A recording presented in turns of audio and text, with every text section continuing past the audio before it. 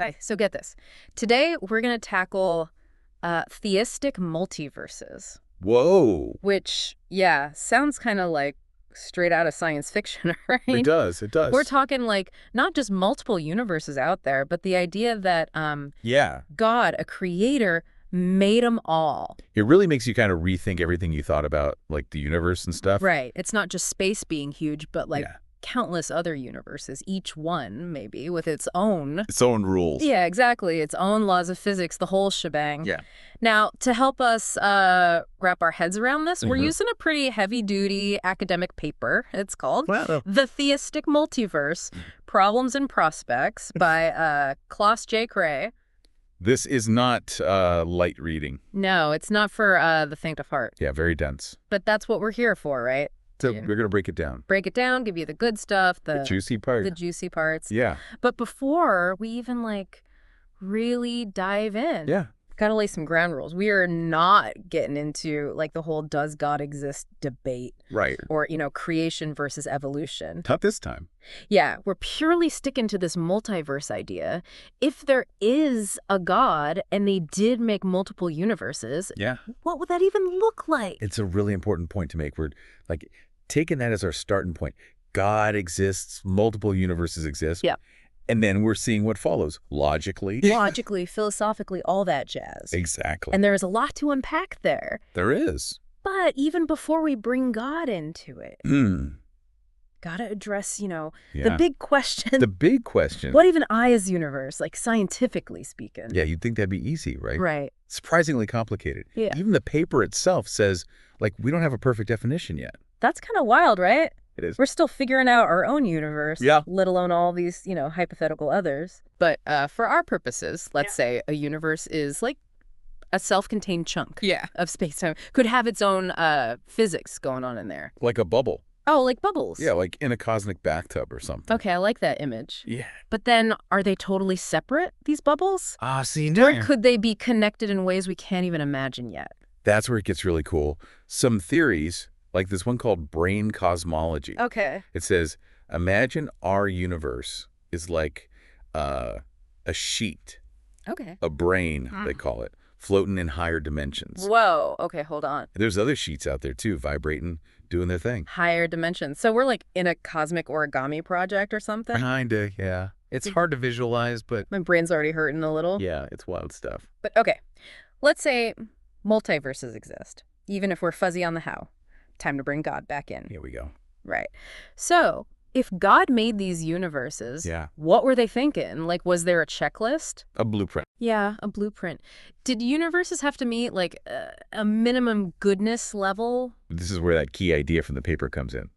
The axiological threshold. Axiological threshold. Fancy, right? It does sound a little intimidating. But think of it like, those quality control checks for products. Oh, yeah. It's like God's got a cosmic quality control for universes. Okay. And the axiological threshold is like the bare minimum a universe needs. So God's looking at a universe and they're like, enough happiness.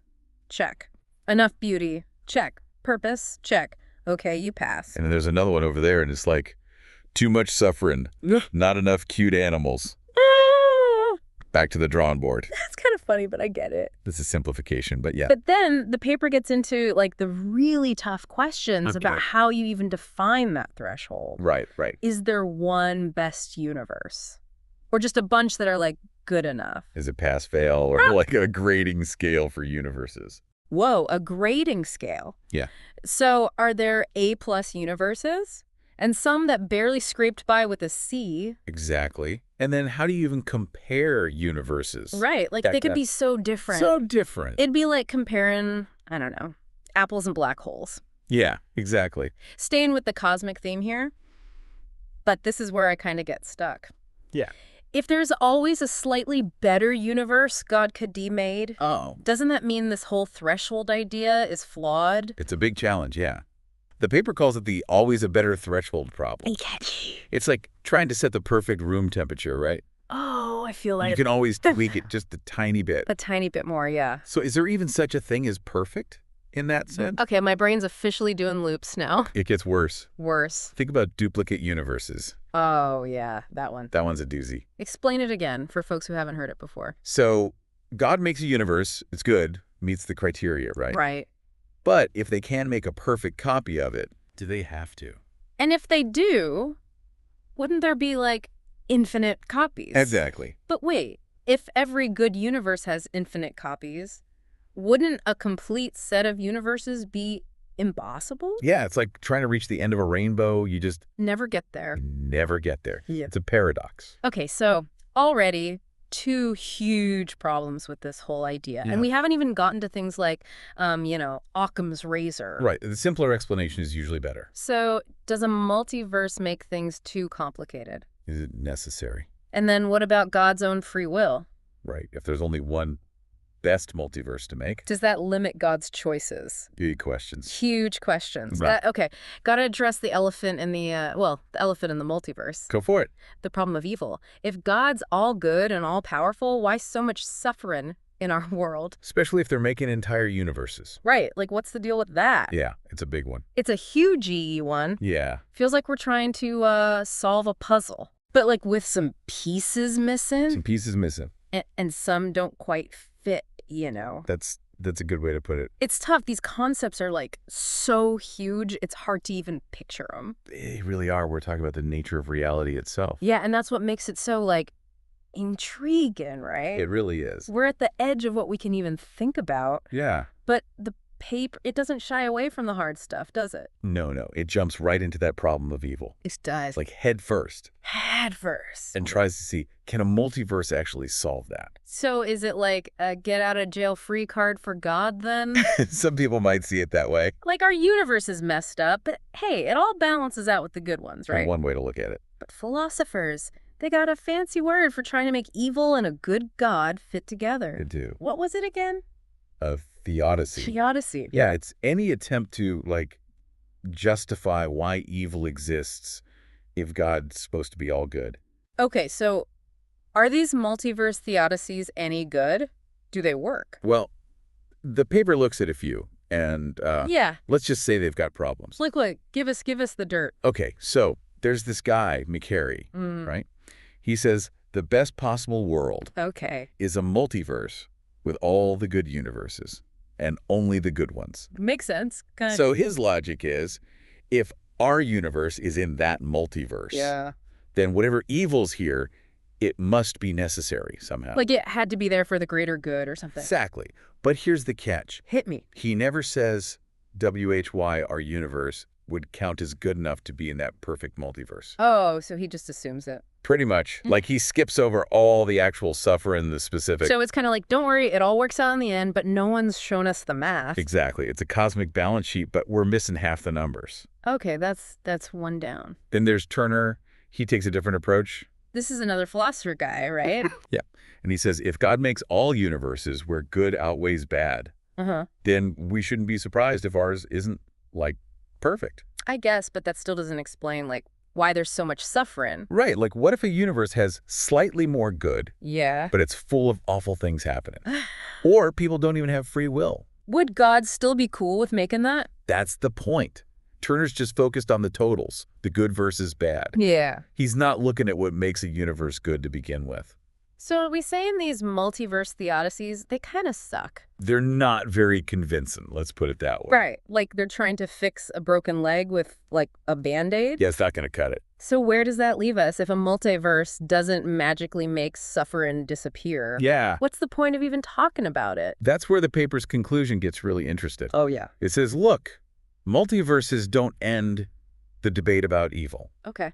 They just change it. Change it how? Instead of getting stuck on why this bad thing happened, we got to ask, would a good God make this kind of universe at all? Whoa. It's a big shift. It is. It's like, we're not just looking at individual bad stuff. Right? We're judging the whole system now. Exactly. We're going from micro to macro, like zooming way out. So instead of, why did this person get sick? It's more like, would a good God make a universe where sickness exists? that's a lot harder to answer. It is. And honestly, kind of scary. It is scary. How do we even judge a whole universe? That's the challenge, right? Yeah, where do we even start? Well, remember those other philosophers? They had ideas about what makes a universe good. Oh, right. Like more than just good outweighs bad. Yeah, stuff like, is it fair? Does it have meaning? Do people have good lives in it? Okay, yeah, those seem like more concrete. More tangible. Yeah, than this vague axiological threshold thing. Exactly. Wow. Those give us a place to start, at least. So we can try and figure out, even with all the bad stuff, is our universe maybe good enough for God to have made it? That's the direction we're heading in. It's like we were worried about, a crack in the sidewalk. Yeah. And now we're like questioning if the whole planet's going to collapse. We zoomed out so far, it's hard to even grasp. But we did hit on some like really big questions, right? We did. What's good? What's evil? What's even our place in all this? If there are multiverses. Yeah, where do we fit in? So how do we bring this back down to Earth? That's the thing. Does thinking about infinite universes actually help with, like, the suffering we see every day? That's the million-dollar question. Yeah. And I don't know if there's a simple answer. Right. But I think going through all this, it's given us some, like, mental tools. Okay, tools for what? For dealing with these tough questions, even if we don't have all the answers. It can't just be, like, an intellectual exercise, right? No, not at all. We can't just go back to our lives and pretend this multiverse stuff doesn't matter. It changes your perspective, whether you like it or not. Yeah, like, it's kind of humbling, right? It is. We might think our universe is the only one. Yeah. Just because we can't see past it, Like those philosophers in the paper, they're stuck in their dimensions. Exactly.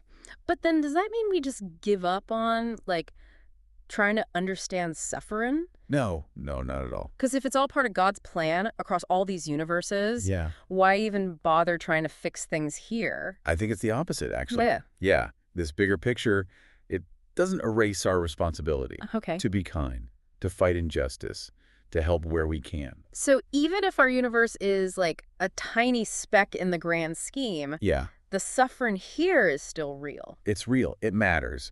And we got to do something about it. Got it. But is there any comfort then in this cosmic perspective? Maybe a different kind of comfort. Okay, how so? Instead of getting hung up on, why is this happening to me? Mm-hmm.